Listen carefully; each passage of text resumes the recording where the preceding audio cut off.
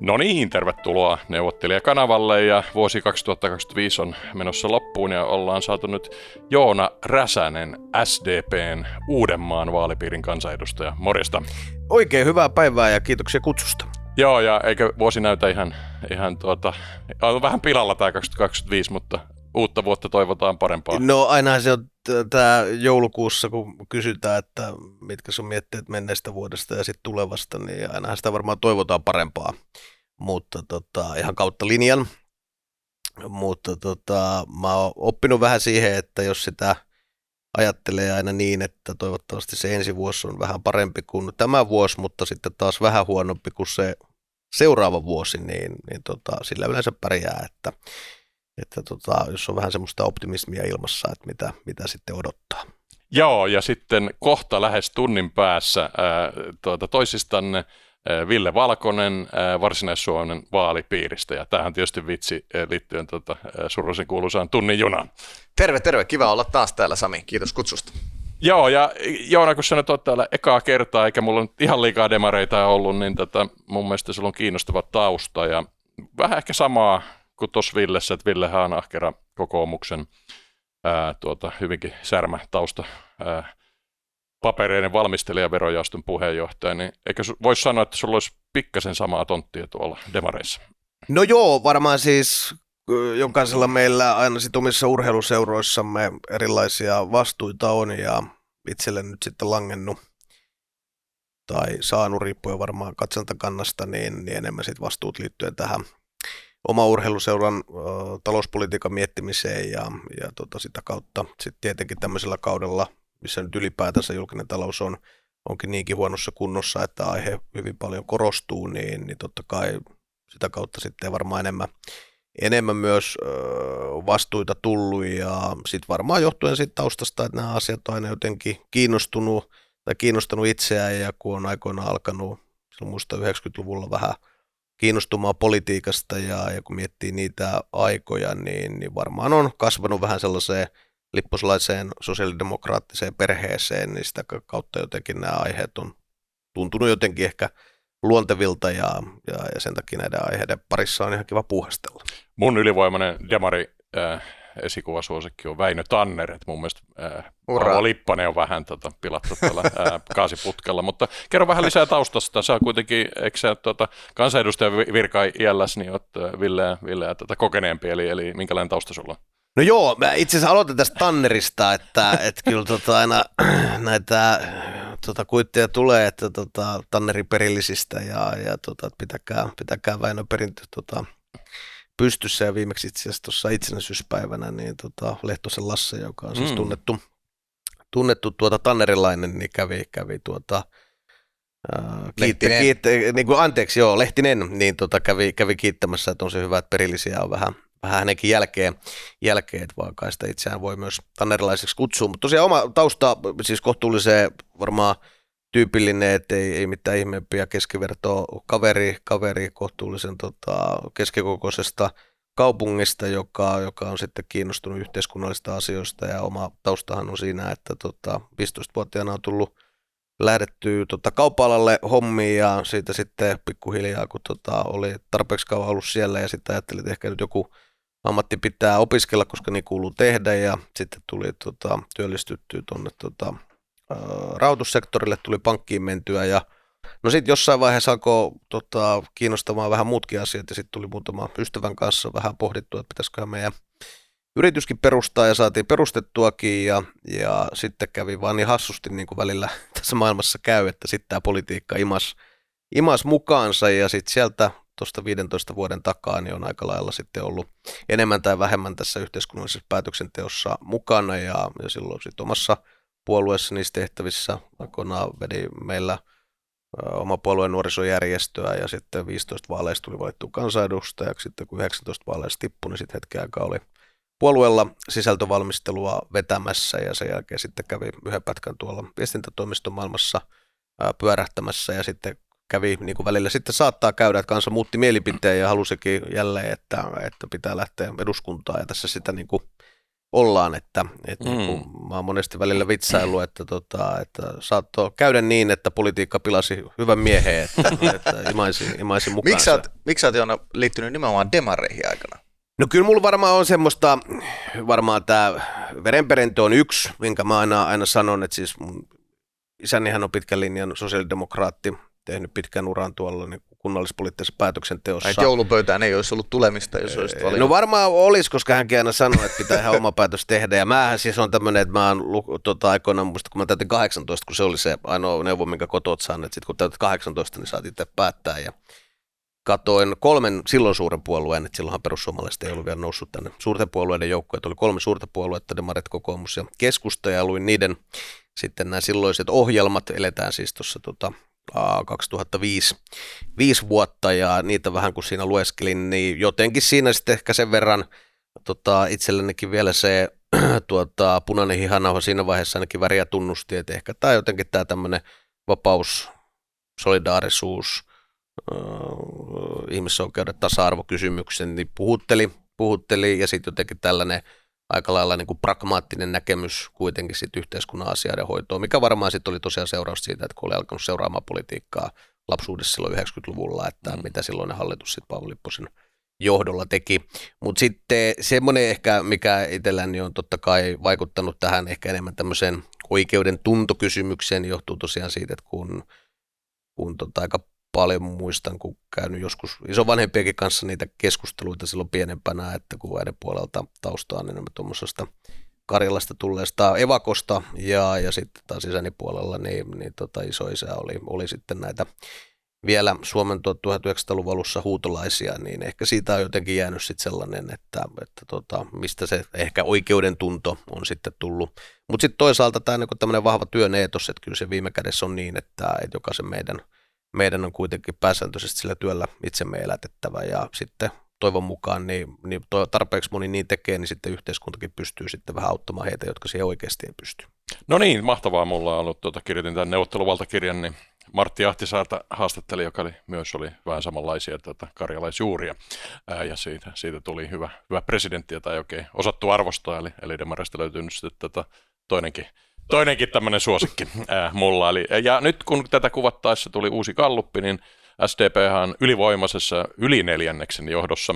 Kokoomus on pysynyt aika vahvana, hallitusvastuu painaa, mutta kyllä tässä nyt näyttää siltä, kun kuitenkin tarvitaan tämmöinen demarien kannatusjarru. Se voi olla, tai sitten hyväksytään vaan tosiasia, että aika vaikea tuosta on niin saada muuta pääministeripuoluetta enää leivottua kuin demari. Ei, mennään asioiden edelleen. Mennään nyt vähän asioiden edelleen. Niin sitten otetaan tässä sitten kuitenkin se todennäköinen skenaario, että Lindtman ja Orpo sitten, ellei ihmeitä tapahdu siellä kokoomusleirissä, että vaihdettaisiin johtoa, niin sitten kuitenkin löytävät itsensä sinipunassa ja sitten ihan tuntuu mahdollisesti ihan hyvältä, että te 2 nyt sitten laitetaan sinne kakkosketjuun vaalivoiton jälkeen. Tietysti te pääsette kansalta mandaatin. Sitten niin sinipuna-hallitusta ruvetaan niin kuin laittamaan pystyyn, niin miltäs toi nyt kuulostaa, Ville? Olisiko se nyt ihan pahin mahdollinen yhteistyökumppani tämmöisen sinipunan hallitusneuvottelun kanssa sitten tuo Joona? No ei nyt mennä asioiden edelle siinä, että mikä on vaalitulos, kansa päättää Suomessa ja hyvä niin.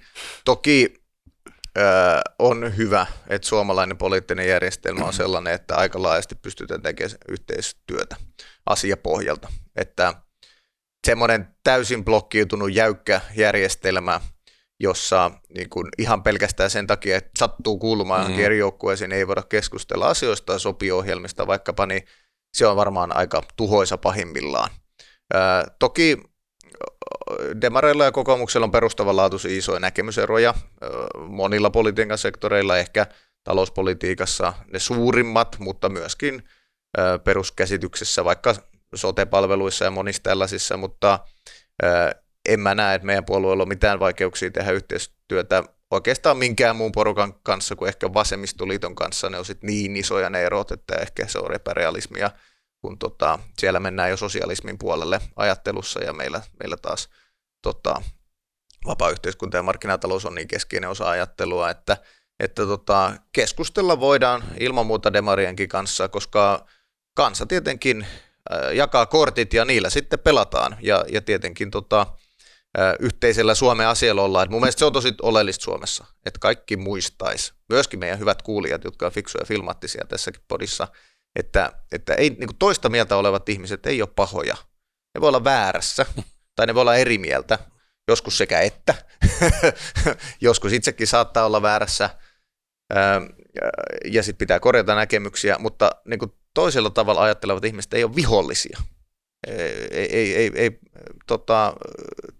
Tässä maassa niin kuin sillä pystytään tulevaisuutta rakentamaan, että jotenkin kategorisesti jaoteltaisiin ihmisiä sinne sun tänne. Ja ilmiselvä on, että iso urakka on seuraava hallitukselta nimenomaan tämän talouden kuntoon laittamisessa, että Suomi kyntää nyt niin vaarallisilla vesillä ja niin vaikeissa ongelmissa, että urakka tulee olemaan massiivinen.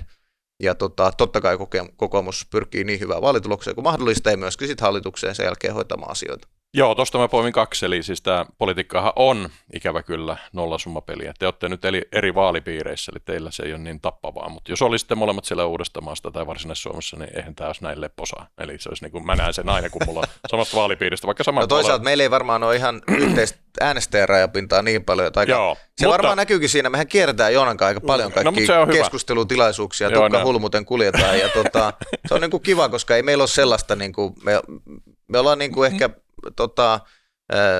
kilpailijoita, yhteistyökumppaneita, mutta ei se ole sillä tavalla veristä. Joo, mutta sitten tuossa toinen pointti, että vasemmistoliitto mainittu ja sitten tämä yhteistyö, niin Sanna Marin hän päätti sillä tavalla vaaliteknisesti, että perusut ei mahdu hallitukseen, niin siitä tuli vähän väistämättä vasemmistoblokki plus keskusta tästä edellisestä hallituksesta. Tästä nykyisestä tuli niukin naukin 109 kansanedustajalla oikeistoblokki, niin tavallaan, että kuitenkin on vähän kiusaus mennä blokkivaaleihin, joka sitten kuitenkin pahimmillaan sit voisi estää vaikka niin kuin sinipunan, mikä mun mielestä on kuitenkin ihan looginen hallitusvaihtoehto.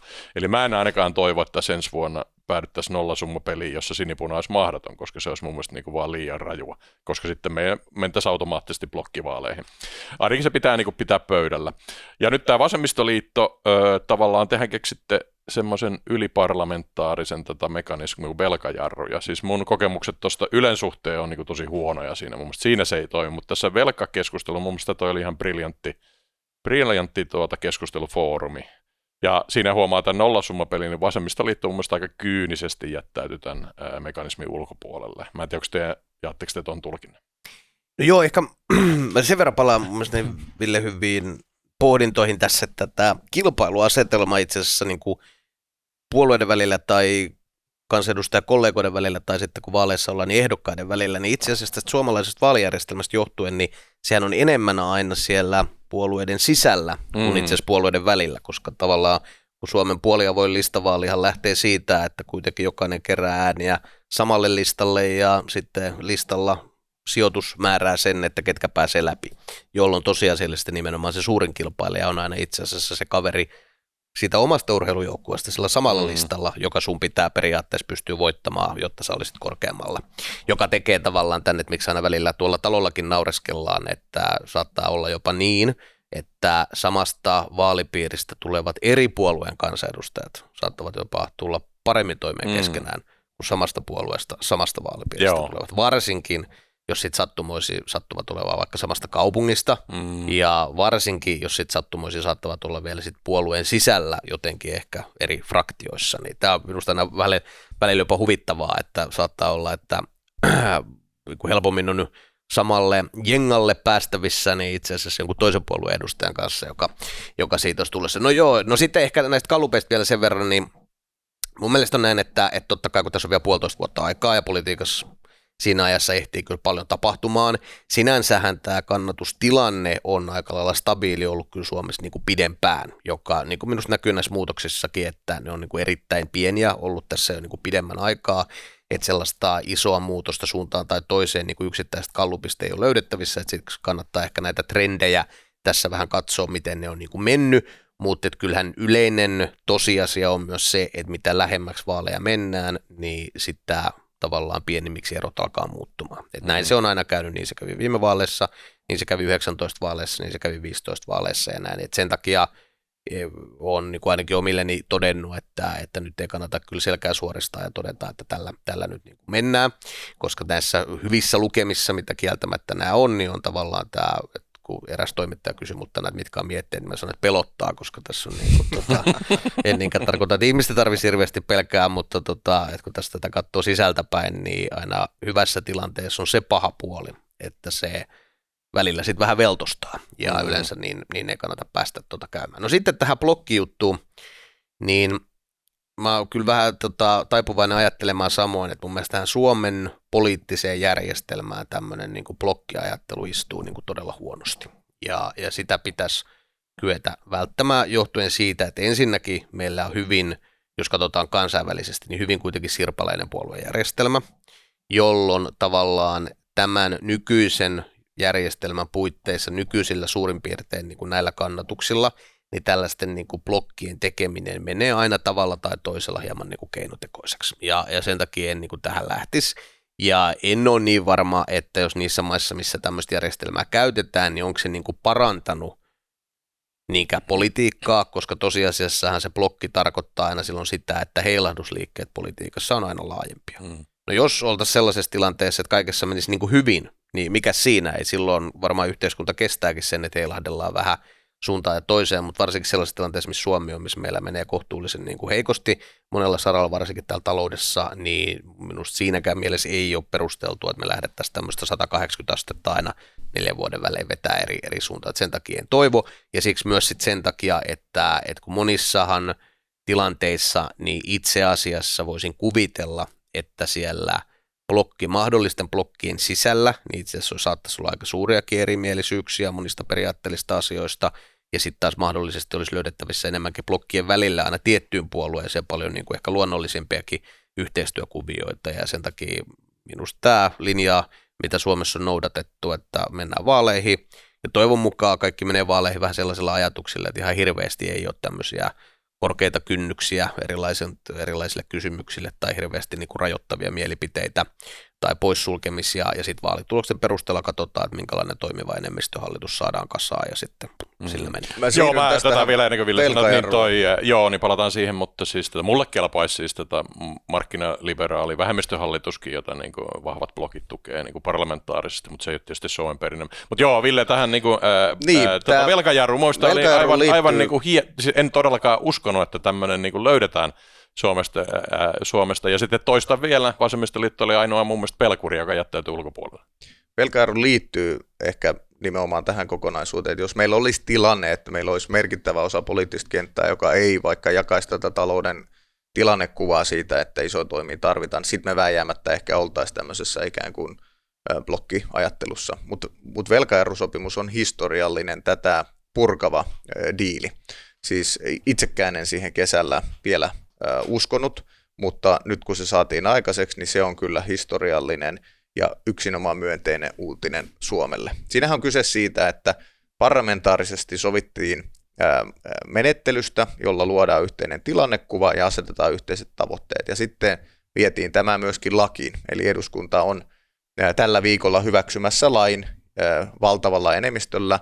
Ensimmäiset lausumaäänestykset taisi olla 158-10, eli siis massiivinen enemmistö, lähes NATO-luvut siitä, että meillä on yhteisymmärrys siitä, että tämä velkaongelma hoidetaan porukalla.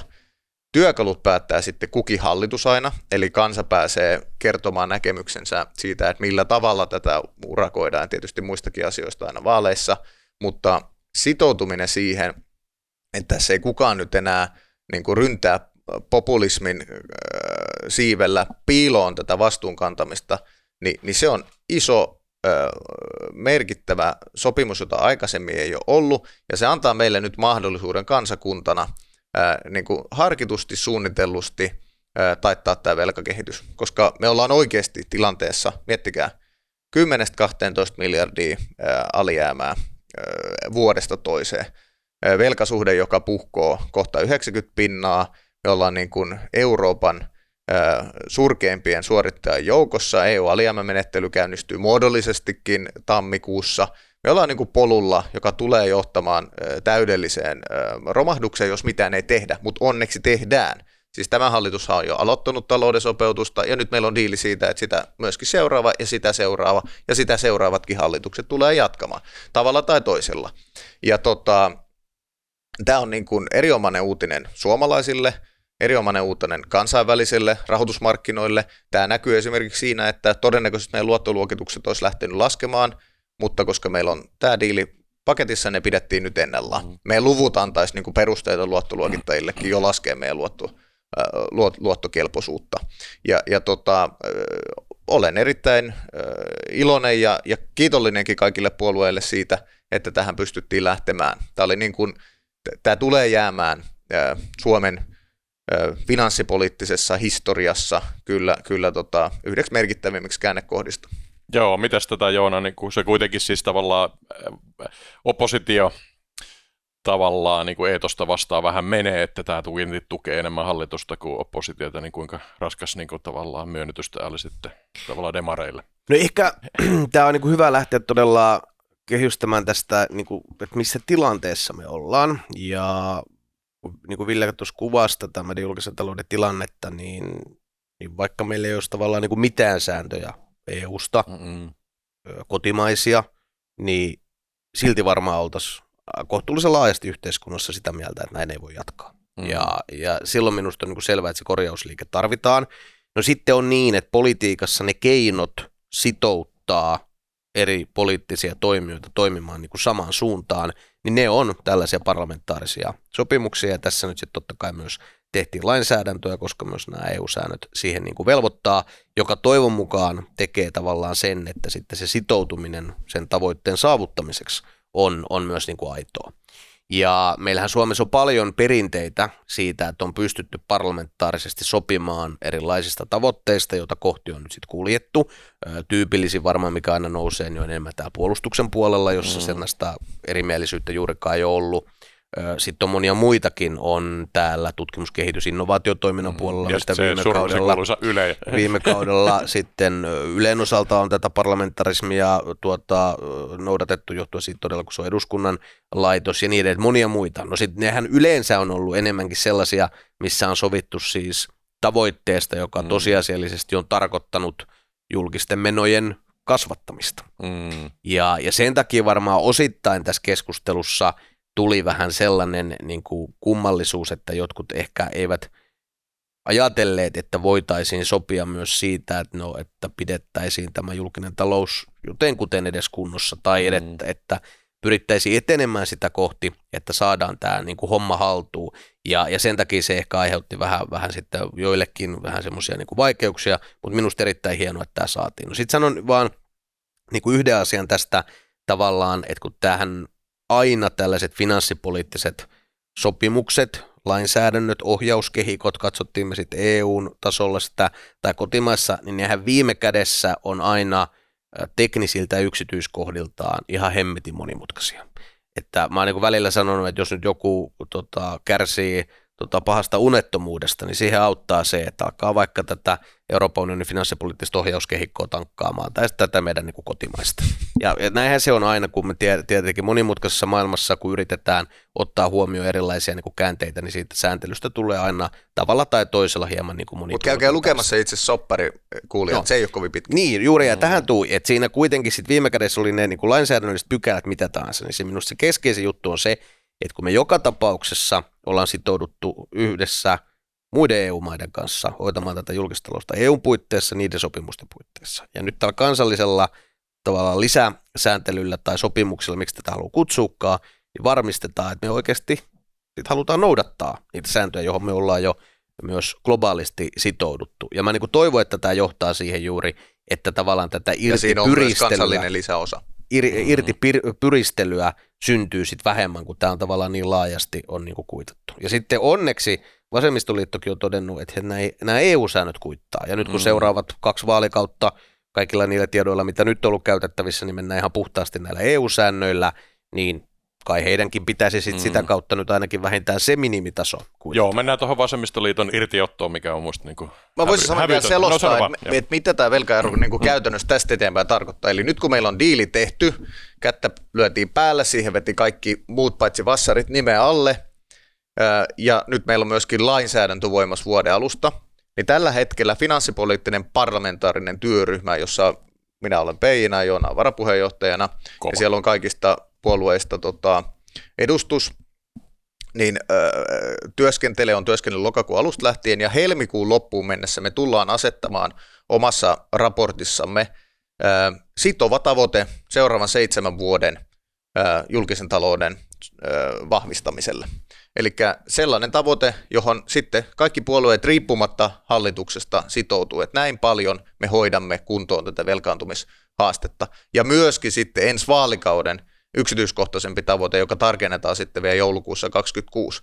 Ja nämä tavoitteet siis asetetaan nyt ennen, kun me tiedetään, että mikä porukka sitten asioita menee hoitamaan, mutta se tavoite sitoo tulevaa hallitusta. Eli seuraava pääministeri tai hallitusneuvottelukonklaavi ei voi sitten päättää, että me ei enää pistetäkään taloutta kuntoon, vaan se on etukäteen sovittu ja myöskin valvontamenettelyt on lakiin kirjattu, talouspolitiikan arviointineuvosto tulee sitten valvomaan, että noudatetaanko tätä tavoitteen asetantaa riittävällä tavalla. Se hallitus sitten ensi vaalien jälkeen huhtikuussa kesäkuussa 27 tulee valitsemaan ne keinot, että okei, noin paljon leikataan menoja, näin paljon tehdään ehkä lainsäädäntömuutoksia, jotka vahvistaa julkista taloutta, näin paljon veroilla, riippuen aivan varmasti hallituspohjasta. Mutta meillä tulee olemaan siis ennen vaaleja jo tieto siitä, että kuinka paljon julkista taloutta vahvistetaan. Tämä on tietenkin paljon parempi menettely kuin sellainen, että siellä Säätytalolla sitten hallitusohjelmaneuvotteluissa alettaisiin arpomaan, että mitä tässä nyt pitäisi tehdäkään. Sitten se on paljon vaikeampaa. Ja tämä on se iso hyöty. Tämä velkaeruporukka, tai siis tämä finanssipoliittinen parlamentaarinen työryhmä ei tule linjaamaan, että mitä tehdään, eikä se tule missään vaiheessa niin kuin arvioimaan istuvaa hallitusta, mutta se katsoo aina eteenpäin. Ja se on tosi tärkeä paikka, että meidän puolueet pysyy kartalla, siis koko eduskunta kartalla siitä, että missä Suomen talouden tilanne menee ja mitä tulevaisuudessa pitää tehdä sen mittaluokan osalta. Ja sitten ensi kaudella, kun uusi hallitus on aloittanut, asetetaan uusi työryhmä, joka istuu seuraavan eduskuntavaalikauden, joka katsoo taas eteenpäin. Ja se tulee vaalikauden puolivälissä asettamaan seuraavan pitkän aikavälin 8 vuoden suunnitelman, ja taas ennen sitä seuraavia vaaleja, eli ennen vaaleja 31, sen 31-35 hallituskauden sopeutustavoitteen, ja sitten taas siitä eteenpäin 30-luvulla, 40-luvulla. Eli tästä tulee tämmöinen pysyvä mekanismi, jolla me pikkuhiljaa pystytään painamaan velkasuhde järkevälle tasolle ja pitämään huolta siitä, että julkinen talous pysyy kunnossa ja me ei päädytä tämmöiselle hallitsemattomalle Kreikan tielle. Suomi siis onneksi ei ole sillä polulla vielä, mutta ei kovin kaukana siitä, että tällä nykyisellä Kreikan tiellä me haluttaisiin ehkä olla, koska nehän laskee niin, tällä just näin, aika kova tahti. Ja tämmöinen menettely on esimerkiksi Ruotsissa ollut jo vuosikymmeniä. 90-luvulla siellä on pystytty tähän samaan. Ja nyt on tosi tärkeää, että kun soppari on tehty ja sitä nyt on aloitettu toimeenpanemaan, niin siitä saadaan tämmöinen pysyvä järjestely Suomeen, jossa tämä homma myöskin niin kuin vuosikymmenien aikajänteellä pysyy toi on kurissa. Tosi mahtavaa ja hyvä, kun avasit ton, koska siis mäkin muutan näistä mieltä, niin siis mähän en ole mikään Nallen funnyboy, mutta mä muistan joskus aikoinaan hän kirjoitti kirjan, että pitäisi mennä niin kuin perustuslakituomioistuimeen, mutta sitten kun mä otin sitten keskustelun tästä, näin mä oon itse siirtynyt kannattamaan siis tätä meidän perustuslakivaliokuntaa. Kuka täällä oli? Sattumalta kyseisen instanssin puheenjohtaja. Jaha. Valtiomies Westman.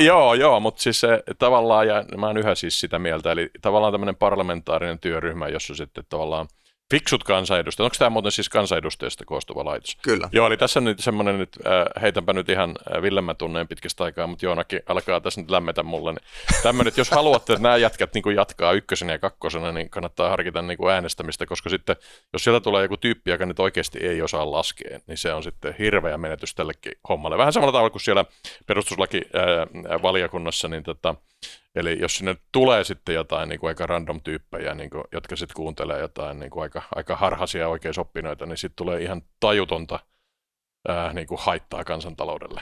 Tämä ei ollut maksettu mainos, kiitos Sami, mutta jos nyt saa kuitenkin tätä toveri räsästä tästä sen verran ehkä lähtee haastamaan, ettei me ihan hymistelystä tämä koko podi. Ei ole punaista krakaa siis tämähän oli todella hieno, tämä oli todella hieno asia, että demarit nyt on mukana tässä julkisen talouden yhteisessä tilannekuvassa ja meillä on menettely siitä, että me tämä homma hoidetaan. Ja te olette pysyvästi, ihan historiallisestikin Suomen suuria puolueita, niin kuin mekin, ja kummallakin on tämän takia niin kuin isänmaasta iso vastuu. Mutta kyllähän se on ollut välillä täältä ulkopuolelta vähän kiusallista ja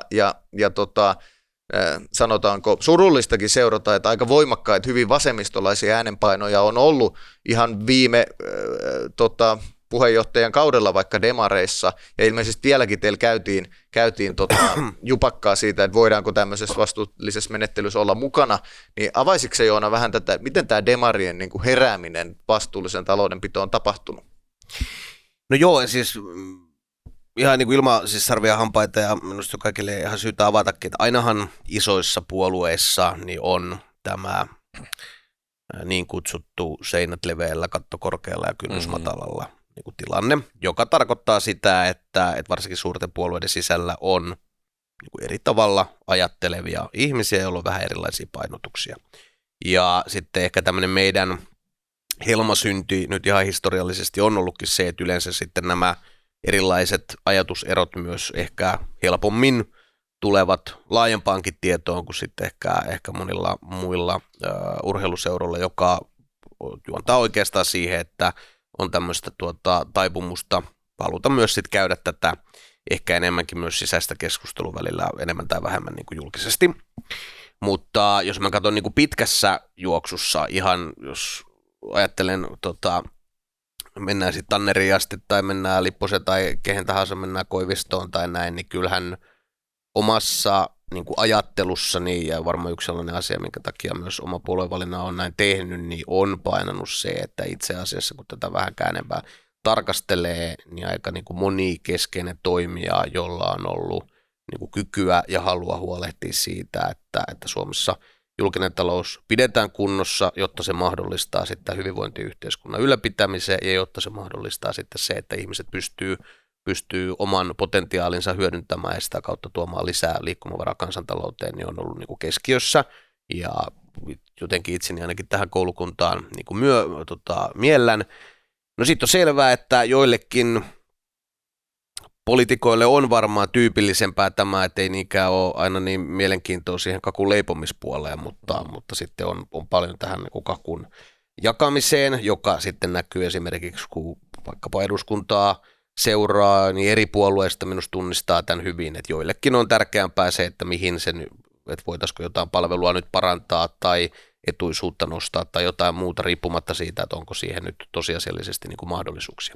No sitten tämä ehkä, mikä tässä enemmän minusta on näkynyt nyt Suomessakin ja globaalisti, niin tämä keskustelu, niin tämähän juontaa ehkä juurensa enemmänkin sinne niin kuin finanssikriisin jälkeiseen aikaan ja tavallaan tähän kehitykseen. Kunhan me nähtiin, että tavallaan tuossa niin kuin 90-luvulla, 2000-luvun niin kuin ensimmäisellä vuosikymmenellä, niin kyllähän täällä keskusta-vasemmistolaisissa puolueissa ihan globaalisti, niin ajattelutapa painottui ehkä, jos nyt voi vähän vetää mutkia suoraksi, niin enemmän nojautuen, enemmän ehkä siihen keskilaitaan kuin aivan vasempaan laitaan. No sitten tuli finanssikriisi, ja sen jälkeenhän, kun tavallaan samaan yhteyteen osui sitten tämä niin kuin tavallaan tällaista populistipuolueiden nousu globaalisti monissa maissa, niin myös tavallaan tultiin sitten siihen, että on enemmän alkanut myös niin tässä keskusta-vasemmistolaisessa liikkeessä, osittain varmaan keskusta-oikeistolaisessakin liikkeessä, painottumaan sitten enemmän se toinen laita. Eli tässä tapauksessa, jos keskusta-vasemmistolaisia puolueita ajattelen, niin tämä vasen laita. Ja tästä tullaan varmaan siihen,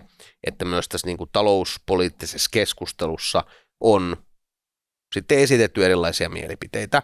Ja onhan se varmaan selvää, että ihan jos tätä niin kuin objektiivisesti katsoo ja yrittää nyt niin kuin oman subjektiivisen kokemuksen painaa vähän pienemmälle, kun tietää, että kun on ollut niin kuin osa näitä niin kuin keskusteluita, että kyllähän tässä, jos nyt kauniisti sanoo, niin pieniä varmaan vivahdeeroja on ollut riippuen siitä, että kuka esimerkiksi puoluetta on johtanut. Ja, aika isoja. Ja nyt ajattelisin jotenkin niin, että ehkä olen itse mieltymäisempi näihin nykyisiin vivahteisiin. Että näin se on siis nyt sä pyörittelit kyllä. Niin, teillä on ollut puolueen johdosta sellaista porukkaa, jotka sanoo, että ei velalla ole väliä ja ei mitään pidä leikata ja pitää elvyttää. Ja rahaa on. Joo, siis mä en missään tapauksessa halua Sanna Marinin ja Antti Rinteen linjaa enää takaisin. Että siis sinne, mutta se on parempi, ettei sanotte tänne. Että niin, Antti Lindman ei tunnu siis myöskään möläyttelijältä. Siis periaatteessa ja hei Sami, Sanna Marinin yksi möläytys viime hallituksen kokos Antti Rinne, Niin. ei Sanna Marin. Ja Antti Rinne heivasi muun muassa kokoomuksen veke sieltä. Joo, kyllä. Joo, mutta siis toi on niin kuin oikeaan suuntaan mennyt, ja mä luulen, että vähän Siperiä opettaa siis siinäkin, että sitten ne tavallaan ehkä vasemmistolaiset voimat, eli tuossa vaan illalla huomasin entisen kotikaupunkini Tampereen, niin Ville Ilmarikin niin aikuistumisen, että siellä ei kuitenkaan lähdetty niin kunnallisäyriä nostaa, että otettiin kuitenkin jonkinlaista tolkkua siihen niin kuin rahan käyttöön. Eikä nyt pakko suolata sitä ainoata pelkuria, eli vasemmistoliittoa, niin mun mielestä nyt oli, siis vihreätkin kipuili todella paljon siis sen kanssa, mutta kuitenkin löysivät valon ja liittyvät tähän, mutta mun mielestä heti ottivat irtioton, niin kuin kaikki tuli niin kuin miljonääriverot ja varallisuusverot ja muuta, ja nyt jopa niin kuin Hesari tuomitsen, että tämä on niin kuin ääli- ja vasemmistolaispopulismia, niin, mutta onko toi toimiva taktiikka, että siellä on nyt sitten vasemmistoliiton vasen laita, täysin irrallaan, okei, tämä EU-sääntöihin sitoutuminen sitoo kai vähän, mutta siellä voidaan nyt sitten huudella ja nakertaa demarien niin kuin vasenta laitaa niin kuin mielin määrin. No mä voin ehkä näin niin kuin täysin ulkopuolisena ensin kommentoida, koska kokoomuksenhan se ei koske pätkää. Meillähän ei ole äänestäjärajapintaa vasemmiston kanssa, ja ollaan joka tapauksessa niin kuin ehkä tietyssä mielessä tämän talouspoliittisen ajattelun ääripäät Suomessa, ja olen henkilökohtaisesti sitä mieltä, että heillä on sekä täysin virheellisiä käsityksiä, että myöskin aika paljon populismia sit sekoitettu vielä väärin talouskäsityksiin, mutta toistaiseksi ei ole näkynyt mitään kannatuspomppua, eli tavallaan tämän niin kuin institutionaalisen ulosjäännin osalta, niin eihän ihmisiä varmaan tämä velkaeropaperi ole kiinnostanut kovin paljon, siis eivät he pysty mieltämään, mitä tämä tarkoittaa ja mikä tässä on vaikeaa ja mikä on hyvää ja näin poispäin. Varmaan niin kuin meidän valistuneet kuulijat täälläkin on niin hyvin talouspolitiikasta perillä, että ymmärtää sen merkityksen, mutta en mä usko, että tuolla niin kuin tavan suomalainen niin kauheasti on nyt herännyt finanssipolitiikan kehikkoa miettimään öisin, mutta jos tulee tilanne, tai kun tulee tilanne, että tätä seuraava hallitus toteuttaa ja vie sitten läpi erittäin merkittävän useiden miljardien, siis tämän hetken arvio nyt ennen, tämä jakso nauhoitetaan ennen VM:n uuden ennusteen, talviennusteen julkaisua, niin arvio on 6,5 miljardia vähintään ja maksimissaan 10 miljardia 4 vuoden aikana. Ja nyt sitten, mitä nämä oli siis leikkauksia vai? Sopeutusta kyllä, joko leikkauksia tai veronkorotusta tai rakennetoimia, eli siis hyvin mittavia toimenpiteitä, ja nythän ne on sitten päivittynyt, kun tämä tulee ulos tämä jakso, niin vielä uudestaan. Eli erittäin rajuja toimenpiteitä, jotka tulee koskettamaan melkein kaikkia suomalaisia ja meidän yhteiskunnan perusrakenteita. Niin siinä tapauksessa, että vasarit on oppositiossa tai mikä tahansa puolue on oppositiossa ja vielä ottaa tämmöisen populistisen, että ei me, mutta kun noi pahat hallituksessa, niin uskon, että siinä vaiheessa varmaan jotain hyötyä tulee. Valitettavasti se on näin, että populismilla sä voit saada lyhytaikaisesti kannatusta. No sitten on hyvä muistaa se, että Kreikassakin meillä oli kommunistit, jotka vastusti kiivaasti näitä rajuja toimenpiteitä ja kansa oli kaduilla ja hyvin kiukkusta, kun veroja kiristettiin ja kaikesta leikattiin ja oli tosi kovassa myllerryksessä. Yhteiskunta, nehän oli erittäin rajuja. Ja siellä sitten valtaa nousi Syriza, täydellinen sosialistipuolue, ja laittoi kuitenkin toimeen jotakuinkin sen sopeutusohjelma, joka Kreikalle oli annettu. Ja niin kuin totuus iski pahintakin kommunistipopulistia päähän, ja kansa oli sen jälkeen vielä vihaisempi. Niin kuin, että lyhyellä aikavälillä pääsivät hallitukseen, mutta sitten tuli kova rekyyli. Ja mä en usko, että pitkäaikaisesti niin kuin tämmöisellä vastuuttomuudella voi pärjätä, mutta lyhytaikaisesti valitettavasti kyllä. Joo, Jannis Varoufakis, hän on vieläkin suosittu, kun hän oikeamielisenä, oikeana kommunistina lähti pois ja vieläkin pääsee podcasteihin kertomaan nyt sitten, miten rahajärjestelmä toimii. On täysin harhainen kavari muuten siis, joka tuntee tämän tyypin.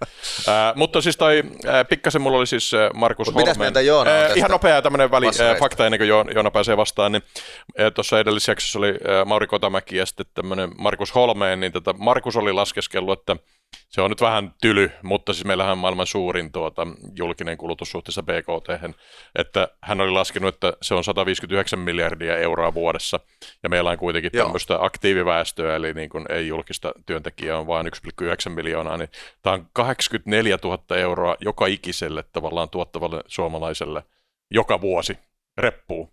Ja tavallaan tämä on niin kuin, siis tämä meidän sosiaalisen aste lähestelee 60%, että tavallaan jossain Sveitsissä se on niin kuin 20% pienempi, Eli tästä 84 tonnin repusta niin kuin muissa maissa se on niin kuin luokkaa vaan 50 tonnia.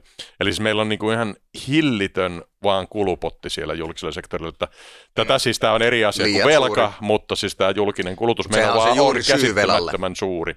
Eli mä nyt heitän tässä, ja vasemmisto haluaa kasvattaa sitä, ja tavallaan haluaa sitten, meidän veropotti on niin kuin pieni osa siitä, että haluaa tällä muutaman 100 miljoonan niin kuin lisäyksellä populisti sanoa, että me pystyttäisiin kattamaan tämä niin kuin lähes 160 miljardin niin kuin reppu, joka on täysin niin kuin haihattelua. Mun mielestä me tajua niin kuin julkisessa media-analyysissä, niin kuin, miksei siis niin kuin tämän tyyppisiä lukuja kukaan sano ääneen. Eli ne antaa tälle niin kuin miljonääriverosta tulisi vaikka 100 miljoonaa, kuplan olla niin kuin saman tason asia kuin 159 miljardin niin kuin julkinen kulutusmeno. Et mä en niin tajua, tai 12 miljardin alijäämä. Oletteko te tyhmiä toimittajat? Että niin kuin, menkää nyt sitten sinne teidän komitea, toivottavasti siis mä toivon, että tämän teidän parlamentaarinen 7-vuotis konklaavi alkaa myös niin kuin faktapohjaisesti ja lukupohjaisesti valistaa niin kuin kansaa, koska mun mielestä se olisi hyödyllistä, koska niin kuin jotenkin ihmiset on niin kuin ihan vaan niin kuin täysin kujalla luvuista.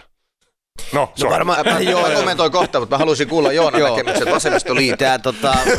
Aina kun näihin lukuihin mennään, niin se on eräs kollega niin aikoinaan muistaakseni heitti tämmöisen lentävän lauseen erässä paneelissa, että jokainen on oman talouspolitiikkansa seppä vai mitenköhän se meni että ja ehkä vähän kuvaa sitä, että miksi ollaan tässä tilanteessa. Siis, tämä juurisyyhän on se, että meillähän siis entistä pienempi porukka joutuu kannattelemaan entistä suuremman joukon, on ne sitten etuja tai palveluita, niin jokainen ymmärtää, että tämä yhtälö ei ihan kovin helposti sit tasapainoon niin kuin menee, ja sen takia sitten tätä välystä on todella vuosittain velalla paikattu, jotta jotenkin tämä yhteiskunta pysyy pystyssä. Mutta tähän vasemmistoliittoon, niin mun täytyy siis sanoa, että mä vähän ihmettelen tätä heidän valintaansa. En siis niistä syistä, mitkä Ville tässä kuvasi, että varmasti tämä hieman ehkä populistinen klangi heille tässä niin kuin sopii, mutta kun tässä siis kävi niin, että kun tätä finanssipolitiikan ohjauskehikkoa nyt niin kuin tehtiin, aika paljon niin kuin katsottiin, että mitä se tarkoittaa erilaisilla luvuilla ja niin, minkälaisia tavallaan ennusteita tästä voidaan piirtää, miten se suhteutuu tähän EU:n säännöskehikkoon, nyt sitten tämä niin kuin meidän omat tavallaan lisäykset. Ja siitä vedettiin sitten se johtopäätös, että tällä on ehkä järkevä mennä. No sitä ennen jo vasemmistoliitto oli todennut, että he kyllä sitoutuu tähän EU:n sääntökehikkoon. Ja nyt kun todella niin kuin tuossa kuvasin, että kun nämä yhdistetään tämä EU ja sitten tämä kansallinen, jotka täydentävät toisiaan, ja siitä vedetään johtopäätökset nyt seuraavien muutaman vaalikauden osalta, niin tullaan siihen, että itse asiassa se niin kuin tiukimmat vaatimukset tulevat nimenomaan tästä EU-sääntelystä tulevina vaalikausina. Eli jos sä oot kuitannut ne vaatimukset, jotka meitä nyt kuitenkin rajoittaa tulevilla vaalikausilla, niin sitten on kohtuullisen niin kuin minusta järjetön johtopäätös se, että sitten irtisanoudun siitä, mikä mahdollisesti alkaa vuodesta 1935 meitä sitten rajoittamaan. Eli niin kuin he tuolla eduskunnassakin sanoo, että he haluaa hylätä tämän talouskuripolitiikan, jota he tietenkin vastustavat, niin sitten kysyn, että niin, että te siis suostutte talouskuripolitiikkaan seuraavan 2 vaalikauden ajaksi, mutta sitten 3. vaalikaudella te sen hylkäätte. Niin. Ja tavallaan tästä johtuen niin mä hieman kummeksun tätä heidän niin kuin taktiikkansa. Varmaan tämä osittain johtuu siitä tavallaan sisäisestä keskustelusta sielläkin, että jos he olisivat tähän tulleet mukaan, niin se olisi varmaan heillä ollut vielä suurempi sisäinen mylläkkä kuin ehkä sitten joissakin muissa puolueissa, ja tästä johtuen he ajattelivat, että turvallisempaa on tavallaan jättää. No nyt he on kuitenkin mukana tässä parlamentaarisessa työryhmässä ja ovat niin kuin todenneet, että he todella sitoutuvat näihin EU-sääntöihin, joka nyt sitten tarkoittaa sitä, että ovat nyt vähintään nämä Ville mainitsevat luvut niin kuin kuitanneet. Eli summa summarum tullaan siihen, että he ensin siis tätä vastusti, sitten he nyt tulee sitten kuittaamaan ja sitten vaalien jälkeen katsotaan, missä roolissa ovatkaan ja mahdollisesti ovat jopa sitten niin kuin sitä toteuttamassa, josta pääsen siihen, että minusta tässä tämä heidän niin kuin odotusten hallinta omille kannattajilleen niin tulee niin kuin epäonnistumaan, josta seuraa sitten se, että mä en usko, että tämä heidän linja on kovin kestävä, kun katsoo nyt sitten sitä, mitä meillä edessä nyt joka tapauksessa. Sehän riippuu täysin siitä, että ovatko he seuraavassa hallituksessa vai ei. Mun mielestäni vassarit on tässä ikään kuin yhdistänyt populismia ja sitten valtapolitiikkaa joltain osin pyrkineet siihen, eli pitäneet hallitusoven raollaan sillä, että toteavat, että kyllä me nyt kuitenkin sitten näihin ollaan sitoutuneet, koska velkajarrusopimushan tarkoittaa sitä, että ei tule mitään hallitusta, joka ei sopeuttaisi. Ja sitten toisaalta olemalla ulkona diilistä, niin pitäneet oven auki niin kuin menestyksekkäälle oppositiopolitiikalle, jossa voidaan sitten sanoa, että me olemme ainoa vaihtoehto tässä maassa näille leikkauksille, mikä on tietenkin täyttä populismia mielestäni. Mä tuun tähän Samin erinomaiseen kuvaukseen julkisen sektorin koosta, ja jos konkretisoidaan vähän, että nyt korostan, että meidän työryhmä siis, joka tällä hetkellä työskentelee, ei ota keinoihin kantaa, ja nämä on mun henkilökohtaisia näkemyksiä kokoomuksen kansanedustajana, mutta juuri syythän tälle Suomen hyvin vaikealle tilanteelle ovat kasvun puute ja liian korkeat julkiset menot. Meidän veroaste on kyllä niin kuin vertailukelpoisen korkea. Suomihan on yksi maailman kireimpiä verottajia. Eli tavallaan veroasteen nostaminen ihan huimasti enää tästä ylöspäin todennäköisesti olisi itseään niin kuin tuhoavaa politiikkaa sen takia, että se vielä entisestään vähentäisi taloudellista aktiviteettia, varsinkin jos sitä hyvin voimakkaasti käytettäisiin työkaluna, joka entisestään sit pahentaisi sitä, että meidän PKT mataa, niin kuin se tässä valitettavasti noin parikymmentä vuotta kohta on polkenut paikallaan isossa kuvassa. Ja näin ollen sitten, kun meidän väestörakenne on niin kuin vielä sitten tämän kasvun ja julkisten menojen taustalla niin voimakkaasti, ja sitähän ei muuteta nopeasti millään ilveellä. Sitä voidaan ehkä työperäisellä maahanmuutolla ja työurien pidentämisellä, työajan pidentämisellä parantaa jonkun verran, mutta tavallaan se iso kuva ei muutu, että 40-luvun lopussa syntyi yli 100 000 muksua, ja nyt niitä syntyy niin kuin 40 000, kuulijat voi tarkastaa tarkat luvut, mutta se on niin raju muutos, että sitä ei niin kuin millään taikatempulla korjata. Ja näin ollen meillä on sitten talouskasvu pitää saada aikaiseksi, mutta se ei mitenkään tule korvaamaan tätä niin kuin koko alijäämäkokonaisuutta. Roger Westman, ekonomisti, oli laskenut, että 6% suurin piirtein pitäisi olla talouskasvu, jotta velkasuhde kääntyisi alas. Ja sehän sellaista ei koskaan ole mahdollista nähdä kehittyneissä talouksissa, vaan ihan eri luvut on meille realistisia.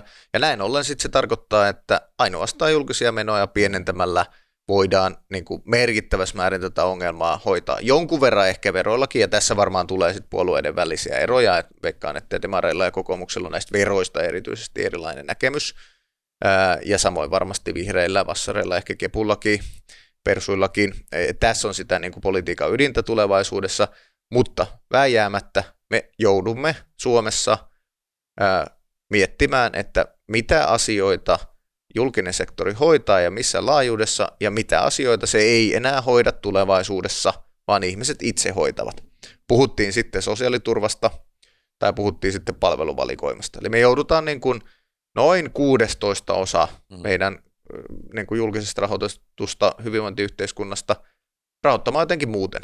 Siis jättää tekemättä tai sitten, että joku muu maksaa. Että ei tästä päästä niin kuin yli eikä ympäri, että meillä on liian korkea menotaso suhteessa tulopohjaan. Mun mielestä toi kohortti on suunnilleen oikein, eli 40 000, 100 tonnista 40 tonnia. Ja siis sitä mun mielestä ei ole oikein niin kuin ymmärretty, että kuinka järisyttävän iso se on, ja myös niin kuin tavallaan mehän voitaisiin niin kuin ja siihen siis yhdistetään vielä elinajan pidentyminen näin samalla. Niin, mutta siis mehän voitaisiin siis ihan noilla luvulla yksinomaan niin kuin tiputtaa puoleen niin kuin tämä nuorison kouluttaminen, tämmöiset päiväkotipalvelut, koulut, siihen liittyvä infrastruktuuri. Tavallaan meillähän ollaan lisätty absoluuttisesti sitä kulutusta siihen. Tietysti nämä on ollut lapsia 50-luvulla ja 60-luvulla nuoria. Näin on, mutta siis silti siis ihan vaan siis sitä ei haluta keskustella, koska halutaan pitää se niin kuin absoluuttinen kulutusmäärä niin kuin korkealla tasolla eikä keskitytä siihen per capita lukuun.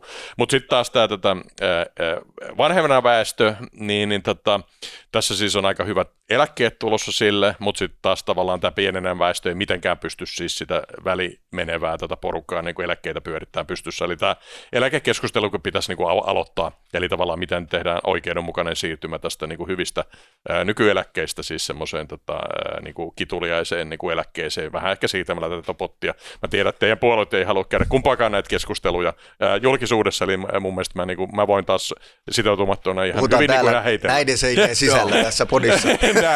näin, eikä tarvitse ottaa kantaa, mutta näin se nyt vaan on, ja tavallaan siis tämä pitäisi saada sitten, ainakin siellä parlamentaarisessa kammiossa voitte niin kuin keskenään sitten tätä kolmikannan kanssa jutella näistä aiheista. Mutta siis täytyy nyt tähän saada vähän keskustelua vähän niin kuin särmää, eli siis kyllähän niin kuin lukujen varassa kokoomus tai hallitus lupasi velkaantumisen taittumista, työllisyyden nousua.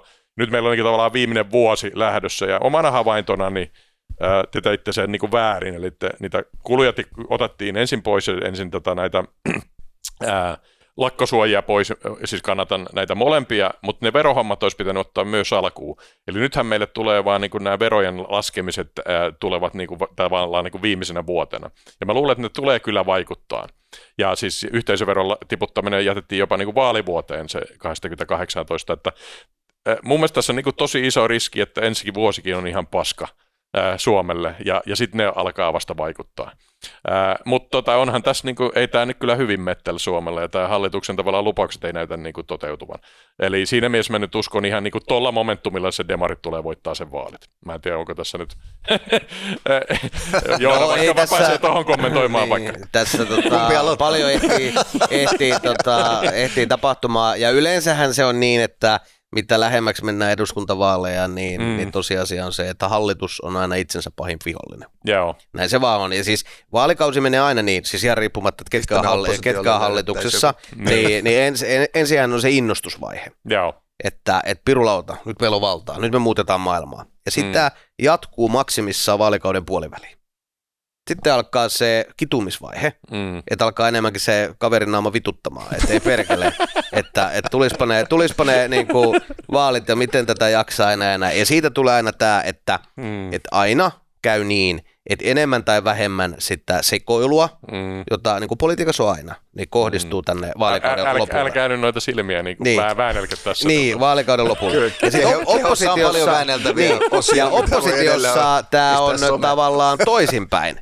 Eli oppositiossa se alkaa sillä vitutuksella, koska yleensähän siis oppositioon päädytään todennäköisesti hävittyjen vaalien jälkeen. Väitätkö, ettei siellä ollut pelkkää iloa ja valoa? Joskus voi sitten päätyä myös voitettujen vaalien jälkeen. Pääsääntöisesti hävittyjen vaalien jälkeen, jolloin sulla on niinku tavallaan se, että sä huomaat, että pirulauta, että se valta katos. Niin. Että enää sulla ei olekaan niitä hännystelijöitä ja selkäätaputtelijoita ja nämä kysymässä ihmiset, että mitä tässä tehdään. Ja sitä jatkuu yleensä siihen vaalikauden puoleen väliin saakka. Ja johtuen siitä, että kun meillä tämä vaalisyklihän menee niin, että meilläkin nämä suomalaiset välivaalit on aina tässä vaalikauden puolessavälissä, eli meillä nämä kunta- ja aluevaalit. No jos niissä sitten menestyy, yleensä saattaa olla niin, että oppositiopuolet menestyy, siitä alkaa sitten se innostusvaihe. Ja sitten aletaan koko ajan toivomaan, että olisipa ne eduskuntavaalit jo niin kuin nyt nurkan takana, että mitä pidempään tässä joudutaan odottelemaan, niin riski sille, että kannatus alkaa laskemaan, niin kasvaa. Tämä on tavallaan niin kuin tavallaan lainalaisuudet, miten tässä politiikassa yleensä toimitaan. Mutta sitten tähän kitumisesta innostukseen ja takaisin. Niin, mutta näinhän se menee. Ja sitten aina kun roolit vaihtuu, niin vaihdetaan paperit, että ota nämä mun vuorosanat ja mä otan noin sun. Mutta ehkä tähän talouden kokonaisuuteen vielä, että mikä on niin kuin ehkä hyvä kuvata, että miten ihmeessä me ollaan tähän niin kuin päädytty. Niin todella minusta se on niin kuva, että kun katsoo tätä viimeisen tavallaan 15 vuoden periodilta, mikä me ollaan tässä Suomessa eletty. Että kun sieltä niin kuin ennen finanssikriisiä tilanteesta, jossa meillä velkasuhde oli pitkälti alle 40 pinnassa, niin nyt ollaan 15 vuodesta tultu siihen, että se on suurin piirtein tai yli tuplaantunut, kohta ylitetään se 90. Joo. Että tämähän on tämä juttu. Ja että mistä se on johtunut, niin juuri tästä, että meillähän on siis joka vuosi julkiset menot on noussut nopeampaa kuin julkiset tulot, joka tavallaan välys ollaan sitten katettu nimenomaan velalla. Ja tähän niin kuin menotulokysymykseen, niin siihen on minusta ihan niin kuin oikein kyllä ajatella se näin, että kun katsotaan, että miten niin kuin meidän tulot ja menot on käyttäytynyt, niin meidän tulothan tavallaan tippu silloin finanssikriisissä, johtuen totta kai siitä, että meidän kasvu tippuu, työllisyydessä tippuu. Siihen osuu myös tämä niin kuin todella vaikea rakennemuutos, mikä näkyy nimenomaan siellä ICT-sektorilla, täällä metsäteollisuuden puolella, joka niin kuin pysyvästi aiheutti se, että meillä niin kuin tulot alentuu. Mutta samalla meillä ei käynyt niin, että menot olisi tippunut, mikä olisi kuitenkin luontaista, että ihmiset ajattelisivat, että okei, että jos tulot tippuu, niin sitten menojakin tiputetaan. Vaan meillä menojen kasvuvauhti itse asiassa jatkuu niin kuin ennallaan. Ja tämä niin kuin minusta aiheuttaa kyllä sen johtopäätöksen, että tämä ei ole korjattavissa pelkästään sille, että jotenkin ajatellaan, että nyt vaan ne tulot sieltä nostetaan sit verotuksen keinoin vastaamaan sitä menojen kasvupainetta, vaan silloin tullaan nimenomaan toimenpiteisiin, mihin se, että myös tämä menojen kasvupaine pitää pystyä niin kuin, saamaan niin kuin alenemaan. Sitten sanoin senkin, että mä en usko, että kun mä niitä miljardeja pyörittelen, että tämä olisi pelkästään tehtävässä jollain yhdellä hopealuodilla, vaan sen takia varmaan jokainen joutuu aika karvasta kalkkia niin kuin syömään, että jos ehkä tyypillisesti omalle urheiluseuralle niin tai muille olisi vaikeampaa, että kun tietyt vaikka menosäästöt. Sano vaan demarit, ja sitten vaikka sitten joillekin muille olisi vaikka jotkut täällä niin kuin veropäätökset, mutta varmaan molempia joudutaan tekemään, koska tässä ollaan niin tavallaan niin kuin syvässä kuopassa. Mutta sitten ehkä tämä niin kuin se toivon pilkahdus on siinä, että onko tämä tehtävissä, niin minusta on hyvä niin kuin vertailukohta katsoa se edellinen kerta, kun ollaan vähän vastaavassa oltu, ja silloinhan me tultiin tavallaan kertaheitolla isosti ylös, ja se liittyi nimenomaan se 90-luvun lamaan. Ja 95 tilanne tosiaan oli se, että kun katsotaan eri Euroopan maita, niin meillä alijäämä oli siellä niin kuin pahnan pohjimmaisena. Oli muutamalla muullakin maalla oli niin kuin iso alijäämä. Niin 12 vuotta siitä vuoteen 27, niin meidän ylijäämä oli itse asiassa suurin kaikista EU-maista. Eli 12 vuodessa Suomi käänsi tavallaan tämän kehityksen. Ja no sitten valitettavasti tuli finanssikriisit ja näin. No mihin se niinku perustui? Niin mun mielestä se on niinku yhdistelmä useita asioita. Aina tarvitaan onnea. Eihän kukaan osannut ajatella, että Nokian kanssa käy niin kuin käy. Että aina tarvitaan onnea. Ja se ei ole valitettavasti meidän poliitikkojen käsissä. No sitten tarvitaan totta kai niinku erittäin niinku kasvuhakusta politiikkaa. Tehdään sellaisia asioita, jotka niinku pidemmällä aikavälillä kasvun edellytyksiä nostaa, jotta sitten voisi syntyä näitä erilaisia onnistumisia. Ja sitten tarvitaan aika lailla niinku tiukkaa finanssipolitiikkaa siinä, että tilanteessa, missä niinku kasvu näyttää elpymisen merkkejä, niin sitten pitää olla valmis myös toimimaan, niin kuin aikoinaan Keynes opetti, että sitten tehdään vastasyklisesti, että silloin sun pitää pystyä myös taloutta tavallaan sopeuttamaan.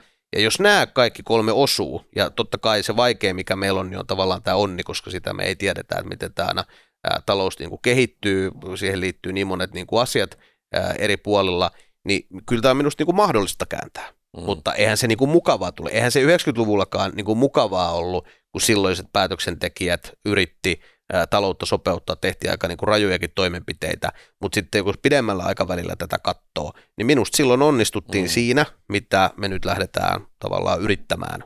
Joo, tuossa niin kuin Ville vastaat, niin mulla oli Esko Aho täällä pari kertaa niistä kirjoista, jotka on mun mielestä aika tarkkoja kuitenkin, niin hän siinä sitten arveli, että tämmöinen niin kuin elvytystä on myös veroelvytys, eli tämmöinen avoid fiscal oli täydellinen lankulle onnistuminen, eli vapautettiin pääoman ja omistamisen niitä verokiiloja todella radikaalisti, ja sitten itse nostin, että kellova markka oli se toinen, jolla saatiin sitten lähes yhtä iso boosti, jolla sitten niin kuin singottiin niin kuin parissa vuodessa Lipposen hallituksen sinänsä ihan järkevien päätösten myötä sitten tähän niin kuin sun kuvaamaan ylijäämään.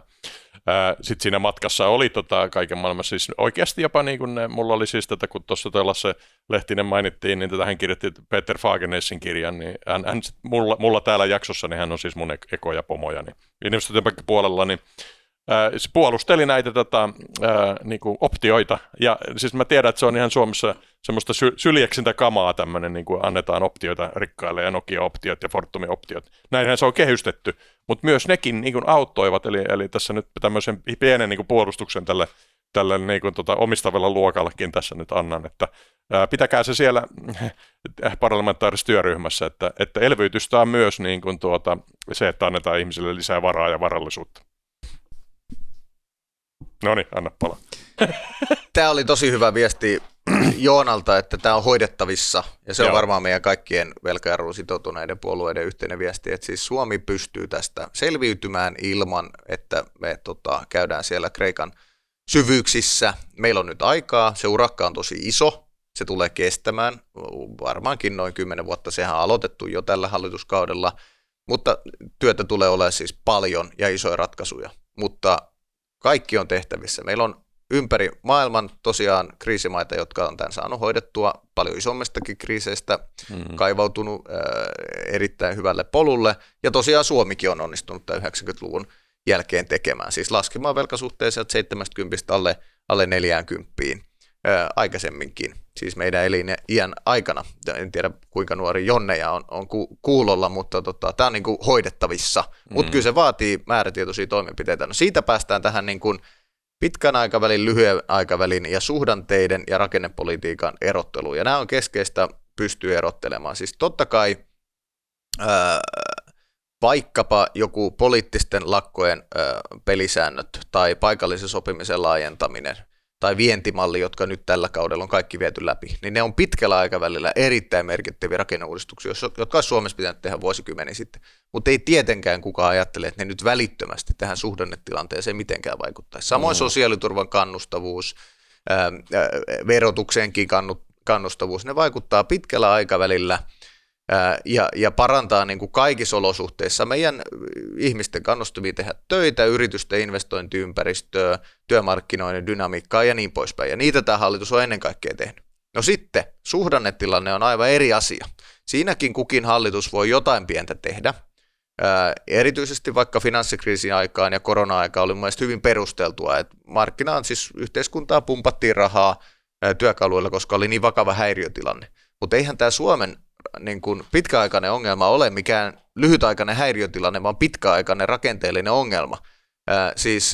Meillä on kroonisesti menot ja tulot tasapainossa ja silloin niin kuin suhdanteesta huolimatta meidän pitää sopeuttaa tilannetta.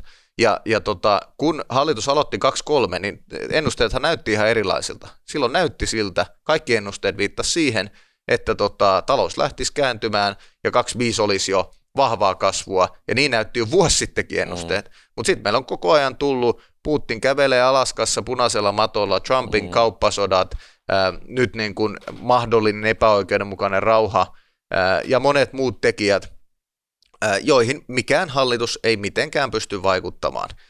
Ja näin ollen, kyllä täällä Suomessa niin kuin elvytetty on niin pirusti elvytetty 20 vuotta kohta, on 10-12 miljardia otettu velkaa. Kautta, ei verojen kautta. No nyt tämä hallitus tekee sitäkin, mutta ei niistäkään pidä ajatella, että ne nyt yhtäkkiä kääntäisi tämän kasvun.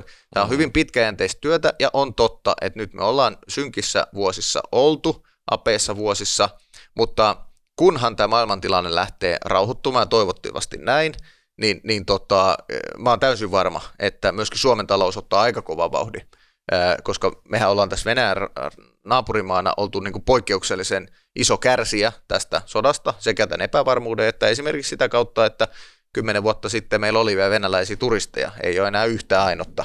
Meillä oli niin kuin iso vientiä Venäjälle, ei ole enää laisinkaan. Me tuli halpaa puuta Venäjältä, ei tule enää ollenkaan. Ja siis tämä on täysin oikeaa, että ulko- ja turvallisuuspoliittisesti on reagoitu Euroopassa, mutta me ollaan siitä aito kärsiä. Ja näin ollen niin kuin oikeita asioita, jotka pitkällä aikavälillä parantaa meidän työmarkkinoiden toimintaa, sosiaaliturvan kannustavuutta, yritysten toimintaedellytyksiä, niin niitä pitää tehdä, oli suhdanne minkälainen tahansa. Ja esimerkiksi tällä hetkellä meillä työllisyys kasvaa, vaikka työttömyys on myös kasvanut. Ja sehän tarkoittaa sitä, että sosiaaliturvan muutokset on tuonut työmarkkinoille enemmän ihmisiä. Siinä on esimerkiksi opiskelijoita tullut enemmän kuin opintotukea on leikattu. Ja muuten sosiaaliturvan kannustavuutta lisätty. Ja samalla erityisesti meillä tällä hetkellä teollisuusvientisektori pystyy ihan hyvin jo kasvattamaan työllisyyttä. Tästä isosta työttömyydestä päästään vaan kasvun kautta eroon. Niin kuin mikään hallitus ei olisi voinut millään taikaluodilla niin kuin työttömyyttä estää tämmöisessä tilanteessa, kun Euroopassa on suursota. Joo, mutta aivan mahtavaa siis Ville Valkonen ja Joona Räsänen niin tämän parlamentaarisen velkajarrutyöryhmän puheenjohtaja, varapuheenjohtaja, niin teette tärkeää työtä. Ja mä oon siis oikeasti lämmennyt, siis oikeasti en uskonut tätä eduskunnan työryhmille ja valiokunnille.